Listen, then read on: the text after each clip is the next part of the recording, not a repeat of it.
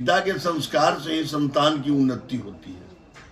अब जितने भटकते हुए लोग को देखिएगा, उनके पिता के जाके हिस्ट्री आप जान लीजिए, आपको पता चल जाएगा। जब कोई व्यक्ति जन्म लेता है तो क्या जन्म लेते ही या जन्म के साथ जैसे जैसे वो बड़ा होता है वैसे वैसे कोई अदृश्य शक्ति उसके साथ चलती है?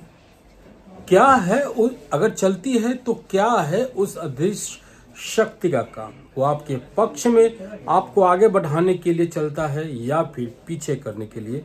आइए जानते हैं भारत के मशहूर ज्योतिर्विद पंडित विंध्याचल लाल देव जी से। बाबा आपका बहुत बहुत स्वागत है हमारे चैनल। धन्यवाद। बाबा, कोई व्यक्ति जब जन्म लेता है तो क्या उस जन्म के साथ उसके साथ कोई अदृश्य शक्ति भी चलती है? देखिए, जो व्यक्ति जन्म लेता है उसके माता पिता के संस्कार के अनुसार उसके बच्चों के साथ अदृश्य शक्ति जुड़ जाती है। पहला बात जान लीजिए, उसके माता पिता अगर पॉजिटिव सोच रखते हैं, ईश्वरीय सोच रखते हैं, तो उसके बच्चों के साथ पॉजिटिव ऊर्जा, कोई शक्ति जो है वो जुड़ जाती है और वह शक्ति उस बच्चे को गाइड करने लगती है। ये पहला बात जान लीजिए, वो बच्चे को पूरे लाइफ वो गाइड करती है।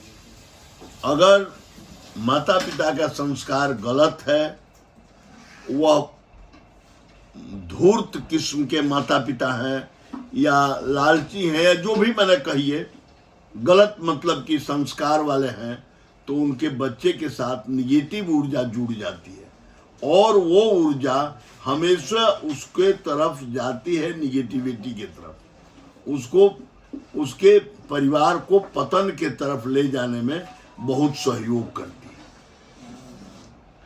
है। ये जो है, ये किसी भी व्यक्ति के साथ कौन सा शक्ति जुड़ा हुआ है, ये जानने के लिए किसी भी व्यक्ति को सबसे पहले उसे माता पिता को संस्कार को देखना होता है, उनकी लाइफ को जानना होगा। तभी आप किसी भी व्यक्ति के बारे में बता सकते हैं कि इनके साथ कौन सी शक्ति जुड़ी हुई है और कौन सी शक्ति उसको विपरीत है या पक्ष में है। कुंडली से पता नहीं चलता है? ऐसे नहीं, कुंडली से पता नहीं चलता है। हाँ? कुंडली से पता नहीं चलता है? कुंडली से पता नहीं उसमें चलेगा, नहीं चलता है। नहीं चलेगा। तो माता पिता के मतलब कि व्यवहार और उनके आचरण, उनके जीवन शैली को देखने के बाद वो पता चलेगा। तो जीवन शैली मान लिया कि कोई बहुत अच्छा सोच रखता है और आलसी है, सोचता है करता नहीं है, तो क्या वो नेगेटिव प्रभाव डालेगा? आलसी है, जैसे मान लीजिए कि हम बहुत सोच रहे हैं कि भगवान की भोग लगावें, लेकिन लगा नहीं रहे, तब कैसे होगा? कर्म तो आपको करना होगा ना। आलसी आदमी को तो नहीं, लाभ तो नहीं मिलेगा। नहीं मिलेगा।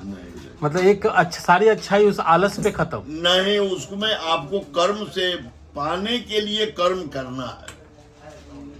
कोई भी मान लीजिए कि हमको शत्रु को परास्त करना है, तो उसके लिए हमको हथियार चलाना पड़ेगा।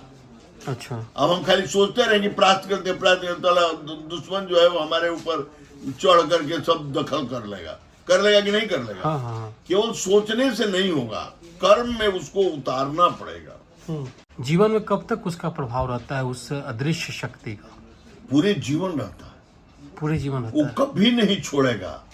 हम लोग यहाँ देहात में कहावत है, बाढ़े पूत पिता के धर में, खेती उपजे अपना कर्म।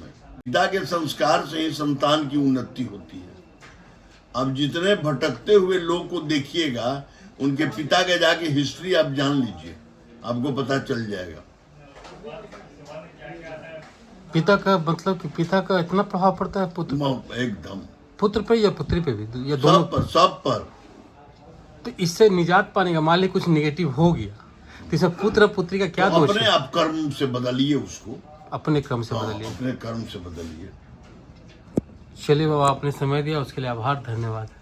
उम्मीद है आपको वीडियो अच्छा लगा होगा। अच्छा लगा हो तो लाइक कीजिए, शेयर कीजिए, सब्सक्राइब कीजिए हमारे चैनल को। हम फिर मिले किसी और अपडेट के साथ। जय भारत, जय बिहार, जय हिंद।